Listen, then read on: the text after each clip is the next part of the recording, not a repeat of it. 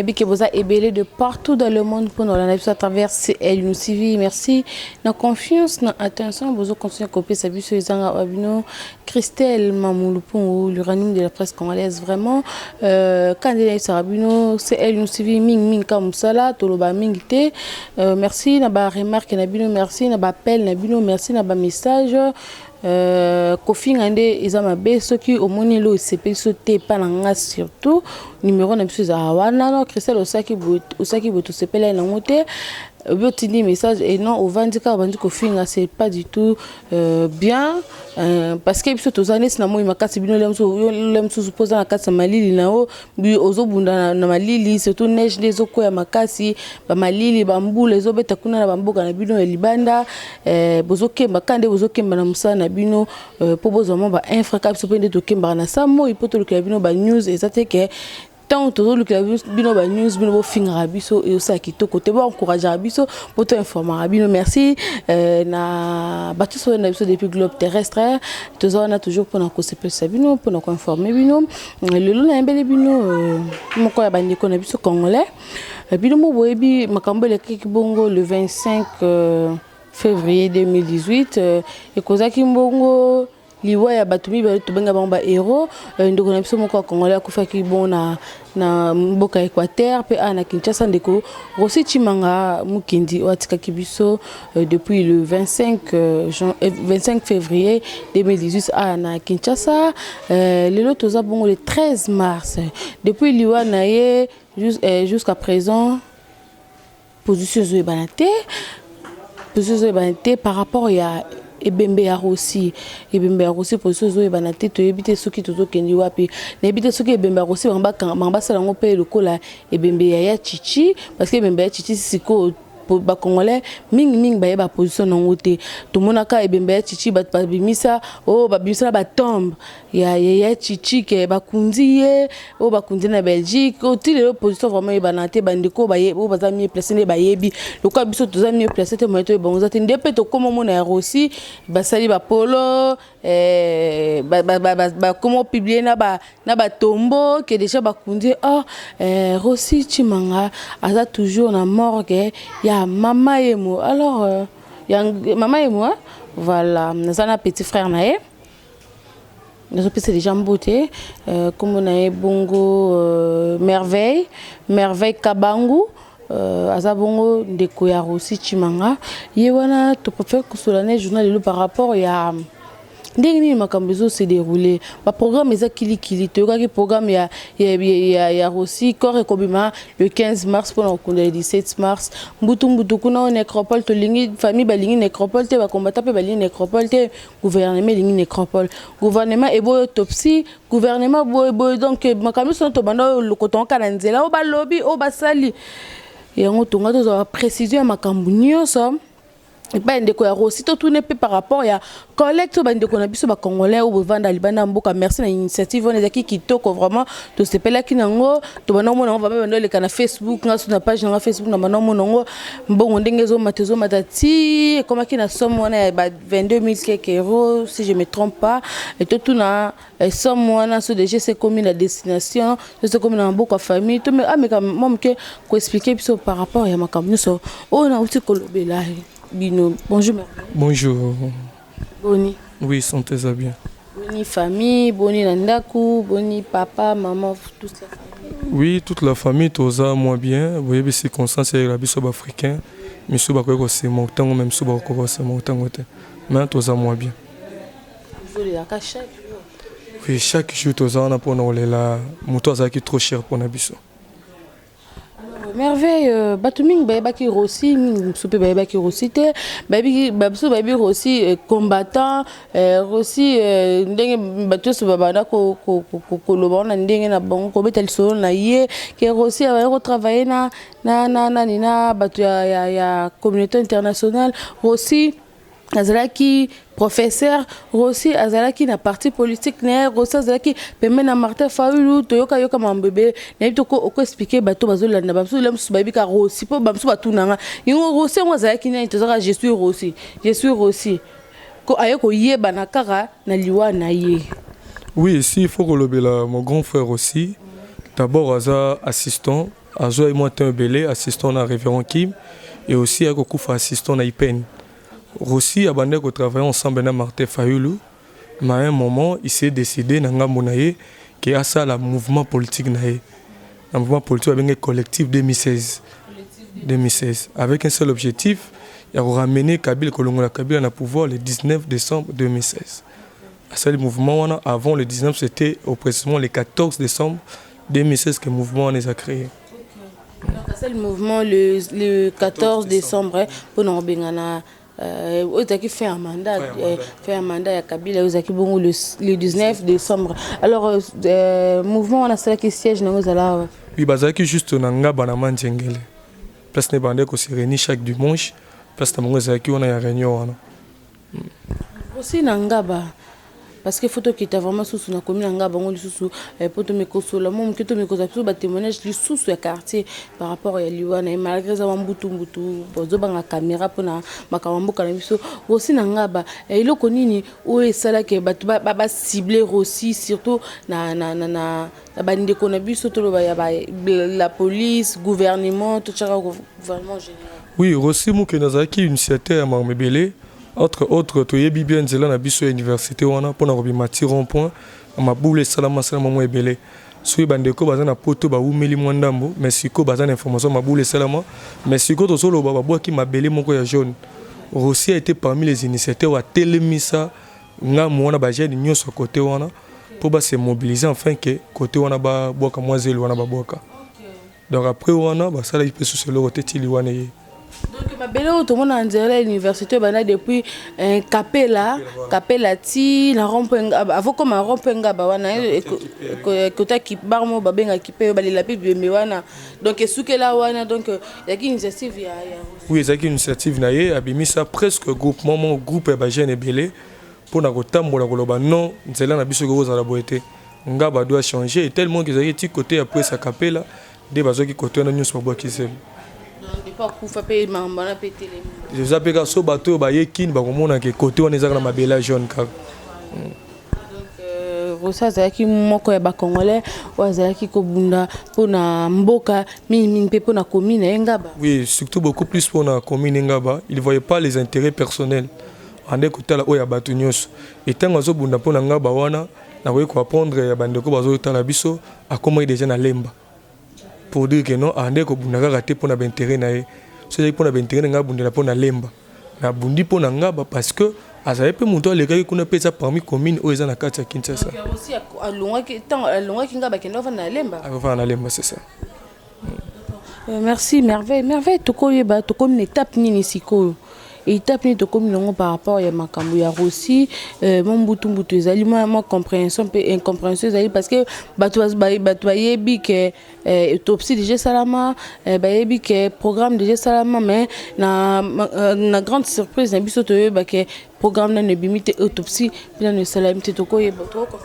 Oui, la lingi ko assurer bande ko nyonso c'est toza mukolo lelo toza mardi na outi ko za na famille na grande famille to renisa ki lobby programme moko ezana noté parce que toza na ba condition to pesaki avant to le lande ko na biso ando ya batuni bazoloba azawa zaki chéri pa na biso faut to bananu akufa ki na nini et so tuni ba minganga pona ko yeba so mutakufi na nini bakena na autopsie yango tozo zelatisi ko ce qui résultat autopsie bimi et par là tu peux fixer programme ou te représenter pas ya bat officiellement mais jusque là programme moko non salamité parce que tu as makambo il faut kokisa manano kokisa mité bozo obligé ka autopsie salama parce que Rossi déjà koufi pourquoi bozo beta ka c'était dans autopsie non tozo beta c'était na yango pourquoi parce que eza na bande ko mususu ba congolais ba lobi ke Rossi azalaki kuluna Rossi akufa ki na ndenge ya voie normalité nango pona kolakisa pona ko soigner pe réputation ya famille na mobimba to linga ki gouvernement aider biso asala yango pour permettre mokimbo yebaki azaki kuluna te ezaki na mbiska de eleki na ndenge mususu. Pourquoi ba traiter aussi d'un kulu na mutabimaki to mo pe na ba photo na o ya suka abimi lati propre tie écharpe na ye na kingo na basango pembeni na ba photo to mo ne circuler na réseaux sociaux pourquoi bako bimise kulu na kambala. Oui maman yo moko ko tala muto ba benga za assistant muto aza marié officiellement aza na bague moto aza koassiste akoki kobenga ye kolona yango lobaka ezalaki mauvaise foi peut-être ou soit non identification ya moto boyebi même ngai boye eza na bato ebele bakotalanga ma bayebi nga bien te akoki kotraite ndenge alobi nayokaki on ebandela émission koloba il faut kobenga kopesa conseil au lieu ya kotraite moto soki oyebi ye te ezalaki ndenge moko na bandeko wana bakongolais wana batraitaki na ndenge bayebaki ye te et par rapport na minute oyo nyonso aza convaincu ke azalaki koluna te nde babandaki koloba bimaki kaka ntango akufi nde azalaki bandi abandaki komene batroupe koluna nde tozoloba ngo na Kinshasa.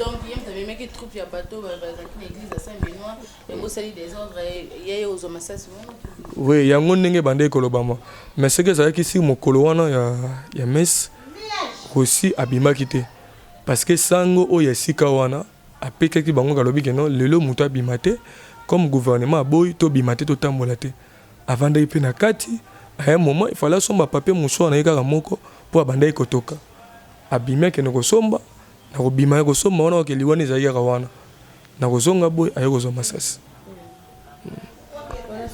Comme une étape, quand on a expliqué, on est obligé autopsie. Donc, sans autopsie, moi, c'est quoi ce qui va beaucoup accorder une autopsie? Bon, ça va beaucoup accorder, biso tu as un souci aussi, même il y a 100 ans, tu as la gaïka. Tant que tu as la vie, tu as la gaïka. Donc, tu as la wana, tu as là, tu as besoin, il y a beaucoup plus, il y a soutien du gouvernement. Pour éclaircir les camots, à ça l'autopsie et par là tu remets à convaincu que non on a biso akufaki na maladie boye akufaki na eloko boye akufaki pona likambo boye. C'est quoi autopsie on to koyeba merveille autopsie eza bino ndem to ko ça autopsie to botiki li en charge botiki li en gouvernement eza charge autopsie lokola akufaki na makambo eza na justice to sengaki na gouvernement à s'associer na biso famille pour to sala autopsie. Parce que fallait que banane moto abomaki ye ezalaki nani soki alobi ka bomaki na balle réalité to sala autopsie de to yeba ba to continuer justice même si to conduire aussi mais après on faut to koba na justice pour to yeba vérité ezalaki wa ko ba balle ebetaki aussi et bimaki to etikala non ezaka na kati donc yango ce faut que ça l'autopsie pour na bimisa ba balle wana bo pour na ko utiliser ba balle wana bo oui autopsie faut ça to yeba uti wa parce que ça qui ya caoutchouc to ezalaki balle réelle pour permettre biso samba pe malamu kana morgue nos familles réaction na bino za ndeni parce que tozomona ngote eloko ça la manière c'est papa na biso ya Tshisekedi doit mulumba ti lelo corps na e monte ke mbutu mbutezaki ti ya chichi lelo une année quelques mois une année 2 mois une année 1 mois plus tôt et corps a chichi skala ya Kinshasa te pone kundama et betama ona bakunde na gombe espace comme ko tonga matel makune za kimbutu entre famille pe na gouvernement talande corps ya chichi pe esuka ke au moins que soki bino pe famille bobi bo coincé makasi l'air sous corps pe ya rosé ko suka luka. Oui, le grand problème na biso déjà maman na ngai to perdre déjà rosé quelque sorte ko konono to zaka na passe na mutema.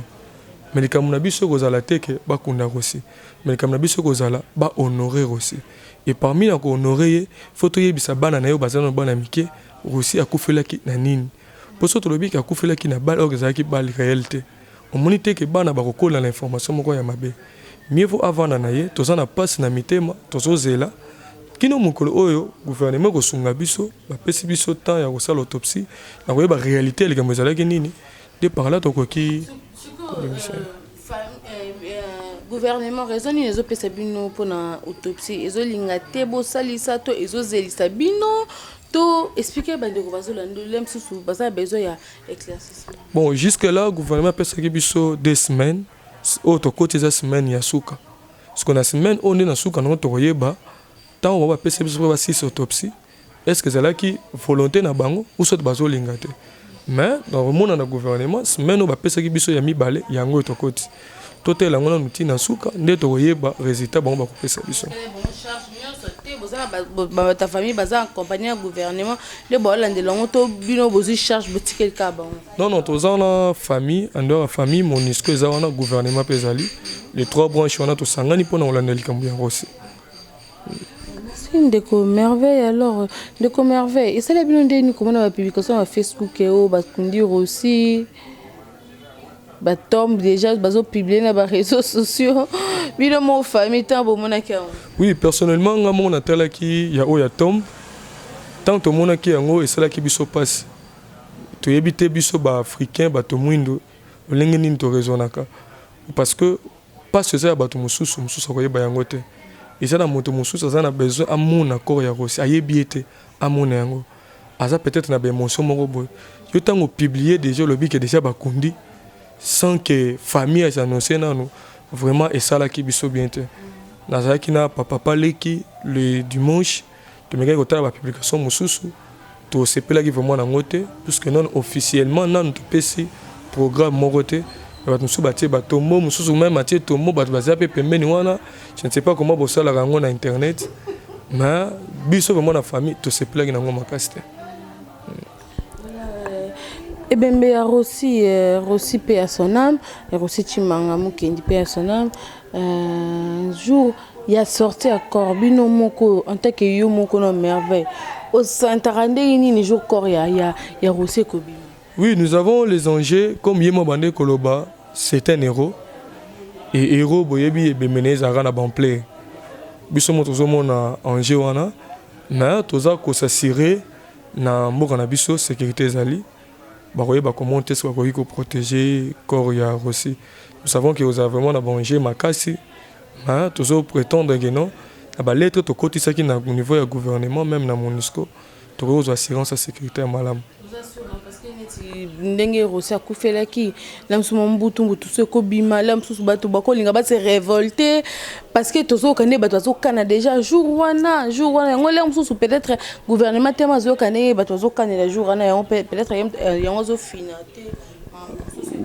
Oui, wana ko ikoloba mongo pa ya bato mais Rossi lit na ezala kite ya kuluna. Lit na ezala ki pona ko sala congolais azala mutu malamu. C'était ça sa lit. Donc muto ko yana matanga ya Rossi, il faut azala pe na mémoire wana. Atala ki muto bande ko bunda po congolais azala malamu. Or soki na sali menace na buki na sali boye, il ko sala mabe parce que congolais azala sous malamu te. Donc muto ko yana bembe azala ne puisque na mémoire wana azala même lit que Rossi. Ya ko sala mobulu te puisque Rossi sala mobulu te. Même temps abimisaka bato po na Prince Université wana ezaki na ninga mobulu te. Abande ko sensibiliser bato po na lobby Congo ezala malamu. Réaction ya Martin Fayulu Rossi azalaki moko azalaki pembeni na etango azwaka nouvelle ya liwa ya Rossi réaction na ezala. Oui, Martin Fayulu c'est parmi les opposants à soutenir Bisso. Voir même le mardi passé tozalaki na messe à niveau à Saint-Benoît azalaki wana et lorsque azwaki information c'était le 25 le 26 au moins ba réaction ya bato bazalaki proche na ye ba cabinet na ye abande ko benga koloba parce que abande toujours ko insister que Rossi azala pembeni na ye na koyoka ndenge bazolobela il fallait azala pe candidat présidentiel Fayulu alingaki Rossi azala pembeni na ye po abande ko projecter na mobile vraiment oyebi moto vandi na ye ozalaki na ye soko ki sangwaliwa na ye sala kaka passe je crois que yango pe yango Martin Fayulu yokaki pour à chaque fois tous la messe banine azo sangate ko participer na biso. Voilà, merci Ndeko merveille kabangu malema metezo kende nasuka émission merveille tolinga ki toto na mutuna moko parce que ezo pesa mo moke mo ba complication na bandeko bazo tuna biso to média to journaliste to ba pandisango ce qui likambo ezali photo tuna poto za réponse aux mieux placé ya ko expliquer biso par rapport ya collecte de fonds et salama ki pona kokunda Rossi to kunda Rossi bandeko bazo anda bayebi o babenga kinga bazaki vraiment na besoin de précision parce qu'on a besoin de ce qui mbongo wana déjà c'est commis na maboko na bino famille.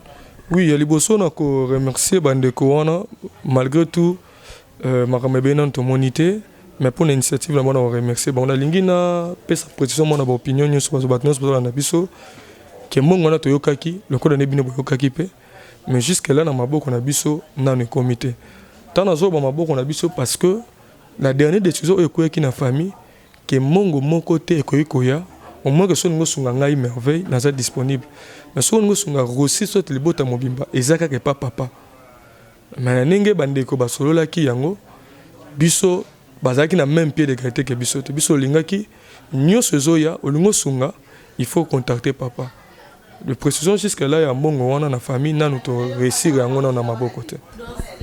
Oui, je comprends merveille bien. Donc, ce qui bon, on a muto sola qui n'a papa, ta sola qui n'a membre de la famille, à part papa, hors papa. Oui, au début, quand on collecte un salami, le papa était informé de la situation. Mais par après, maintenant, parce que le collecte était déjà fini, que mon et ya boye, non nous tous mon on a dit. Donc tant que ya boye, c'est-à-dire il y a un compte, il y a papa, puisque celui qui est le maître ya bisognos. Ils ont la moitié, ils ont la banane, ils ont la bisognos. Tous on a assez à contrôle ya papa. C'est ça on a solo baguette. Non nous biso famille, tous on peut cette famille, tous on représenté par ya papa.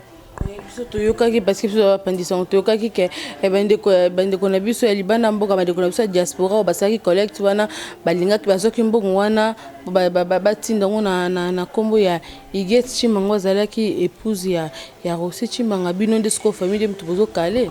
Oui, pour na ko pesa mo ba précision na domaine wana Rossi abalaki Iget na sepene ngo benge Iget Chimanga jusque là aza mwasi na biso. Parce que l'alliance est le bakokunda Rossi. Mais pour la sécurité, il y a moi si tout ça bantou. Dans chaque famille, surtout dans chaque famille, il pourrait y avoir des problèmes, il pourrait y avoir des choses. Moi si faut faire ça rapport, il y a souka.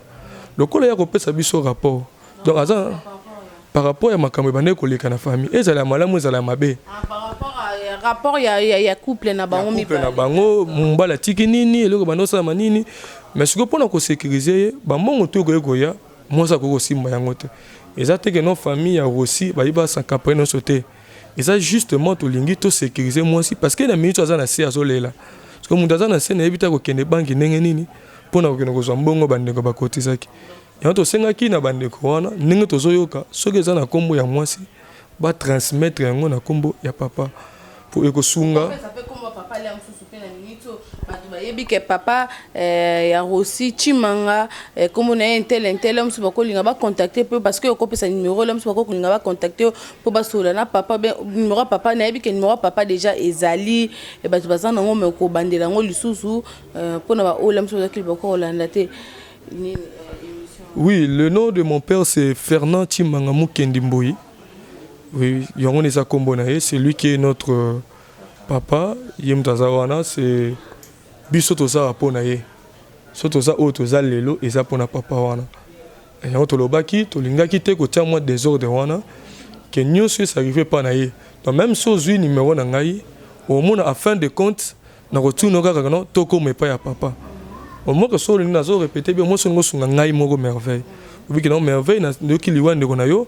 Soit à tabo il a soutenir yo mais sur le soutenir famille dans son ensemble c'est pas ya papa pour vous faire montrer que non tous sa famille tous ça organisé na ngamu na biso donc to linga ki bongo pona ko sécuriser moi si na ko sécuriser pe batu mususu boyebi na mboka na biso makamelo ba marebele ba ko tindela $1000 ba bo pesa na famille nga la pesi pe 1000 mais muto atinda ki 1000 na le ba pesa ki 2000 pona ko tia ba désordre wana te mais fa biso no te ba ke mundu zo ka mbongo papa na suka ye monga pesa biso des rapports. Merci. Alors toko yeba ndekono oyo azaki na insécurité lelo suko eta na ezande nini azaka ya kobata mato déjà zongi nanda. Oui boyebi ezo sala vraiment les choses passer en dehors tozaka ramisa toute la famille ya mibali tozaka ramisa tout na perdre déjà grand frère moko wazakeli boso pona biso et oyo ngana landi j'ai pas au mona na te ami bomba mi place aboma mi depuis le 25 wana place aboma mi tozo yebate donc c'est vraiment souciant pour na biso makas jusque là azaka kana été en insécurité tozo meka un peu complet pour na d'une façon une autre biso tozo sangana chaque bout tozo la tozo sala wana mais ya azate et bien ça vraiment passé tozalaki misato azo ya na ye place moko bazo benga pété vraiment ezo sala biso passe makasi famille boyebi place batami bino famille boyebi toza jusque là na connaissance ya loro te sérieux azo benga te azo sala pe réaction te donc en dehors inquiétude ya Rossi toza pe inquiétude ya Yannick l'accent azo mona te yango to senga ki pe parmi ba condition na biso pona robimisa bemba Rossi to senga ki pe na sécurité andeko wana pe ya mona na pe nanu à mon tout le monde qui a la sécurité comme ça tu peux coller là matin na kimé et bon ndeko oyo azalaki pembeni ya Russie bafoto ezo circuler azalaki témoin ya liwa nyonso message mosusu Russie atikaki na maboko na ye oyo bapublie bafoto na réseaux sociaux donc meilleur ami ya Russie. Oui, le meilleur ami ya Russie azali bien, mais oyebi toza na mboka moko la pena mamatanga, il y a eu aucun problème ekomelaki mazana ina bien. Donc Yannick nem. Oui, Yannick n'est pas en insécurité. Arsène. Voilà, merci Merveille, merci vraiment la bienvenue sur le Bako Landabiso. On est aquí bon Merveille Chimanga, Merveille Chimanga non? Merveille Chimanga Kabangu ya petit frère ya Roussi Chimanga. Alors on a bande de sur le Bako Landa Merveille. On va dire précision par rapport au programme Yamatanga. On peut baser précision par rapport à la collecte de feuilles. On peut baser besoin d'aider les libo tanabino, na ba conseil, na ba remarque, ba encouragement, ba Oui, tous un numéro ya contact ya téléphone. Na uté koloba, ceux qui au bengi même ngai, aux a toujours la facilité à retrouver papa parce que tout aux autres ça mais le numéro aux autres salama, tous un des numéros. Je ne sais pas si on va copier ça oui. Tous on a plus 243 89 61 39 915 plus 243 61 39 915 plus 243 89 61 39 915 to peut ko benga na numéro ya grande sœur ya liboso plus 243 84 083 088 3 na suka. On a grande sœur. Merci. Message moi na bande on so ba congolais bazolanda na ministre oyo ba yoki susu pasi komona merveille les carossi ou loba o tu ko loba siko na se rechoqué susu bande ko so ba congolais et diaspora o bazul baku ya kolanda biso mon message mo potokaba. Oui, nako singa na bande ko so bazolanda biso ya libanda ya moka ba diaspora que Russie avait l'intérêt non seulement de sauver ba Obazaki awa mais ba Obazali banda. Le combat na ezaki pour na congolais nyonso. Et na kosenga na bandeko bazole na biso vraiment que va continuer kolela na biso et si kolela kaka te mais soutien physique moral na bango eza malamu koleka ko assister et surtout ko accompagner biso ba voix na bango maloba na bango makelele na bango nde ko sala biso to réussir pe o biso to zango pour ça que ba konso to tie to zana biso to lelande ko na biso pe eleka na kimia pe to zawana pour na ko satisfaire moto nyonso o azolinga kolela na biso elongo. Merci Merveille, merci. Nabilo Sozuli Bakou Yakolanabiso, là c'était Merveille Kabangou, le frère de Rossi Chimanga Ouatraïbsobongo, le 25 février 2018 à Kinshasa. Programme Yamatan à Rossi, tu communiquer bino, si tout va bien, ceux qui famille na gouvernement, na bandeko ya Monisco, Basangani, Bayokani, pour nous reçoit la autopsie, ou nezali famille d'engue vraiment obligé, lobby, il faut kaka autopsie. Autopsie corps il y a aussi et comme donc toujours to informer bino ce que autopsie salami to kita suna famille to ba ce que autopsie salami ba peut ce programme pour communiquer bino donc la bande ko ba que corps il y a aussi il fallait bon le 15 mars to confirmer que pour programme wana ezaya solo teza lokuta aussi pena nous bakunzete jusqu'à présent aussi azana morgue ya ngaliema et plutôt ya mama yemo donc programme nyonso bokoye ba pela bandeko oyo ba communauté congolaise obimba o bazali banamboka o basangana ki o basaki initiative ya kosangisa tokunda aussi nde bandako bengo tokunda aussi bozoki dia message ya merveille donc ceux qui par exemple bolinga ki bozwa bongo wana botinda na maboko ya mwasi malgré tout boyebi ke mwasi nde mutu abandaki ko gérer papa mais na temps matin ala msumo soza na courage au télématique ko kene ba banque boluka bo contacter famille bo sola boza compromis bo ebande nini bokoki ko sala wana engagé biso te engagé karabino na famille ya Rossi Chimanga. Merci la bino so merci à Ozemulo Popo les images merci à Papinzo la miso merci à Carmen Kitamba la Karma o mo azolanda biso depuis Paris mon alimba solo maman Weston merci Nayo merci à Gina Mujinga ma copine ma popi depuis Paris merci Nayo merci à babi ma dodo babi invité na nga ya kalamingité a otalanga déjà yeyo na oyamba déjà dodo sokosi dodo kosi na famille ne mo bibaza na famille na bana na baza na ba Belgique ya za na famille mbana poto ML yango sima ya cameraman nanga merci na bino nyonso merci à Billy Kulu